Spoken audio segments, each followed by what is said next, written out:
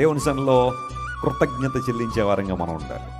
ఒకసారి ఒక సహోదరి పాస్టర్ గారి దగ్గరికి వచ్చి ఇలాగే ఆ సందర్భాల్లో చెబుతూ ఉంటాను, అయ్యా దేవుడు నాకు ఏ మేలు చేయలేదండి, ఏ ఉపకారం చేయలేదండి, ఆయన నన్ను మర్చిపోయాడు, నన్ను విడిచిపెట్టేశాడండి, ఈ కష్టాల్లో బాధల్లో సమస్యల్లో నేను ఒక్కదాన్నే పోరాడుతున్నానండి, ఆయన నన్ను మర్చిపోయాడని చెప్పి ఇంకా నిరుత్సాహంగా మాట్లాడడం ప్రారంభించింది.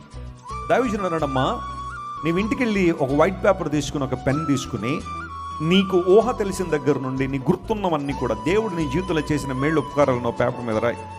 ఫర్ ఎగ్జాంపుల్ ఒక 100 మేళ్ళు నువ్వు రాయి. ఆ తర్వాత కనబడన్నాడు.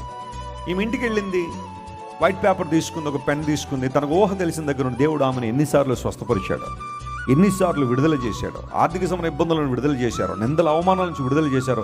ఇంకా అయిపోయింది నా జీవితం, ఇదే లాస్ట్ పాయింట్ అన్న అక్కడ దేవుడు జోక్యం కలిగించిన ఆమెను ఎవరగా దేవుడు లేవనెత్తాడో ఇవన్నీ రాసేసరికి ఒక 90-95 రాసేసరికి ఈమె కళ్ళ నీళ్ళు రావడం ప్రారంభించాయి.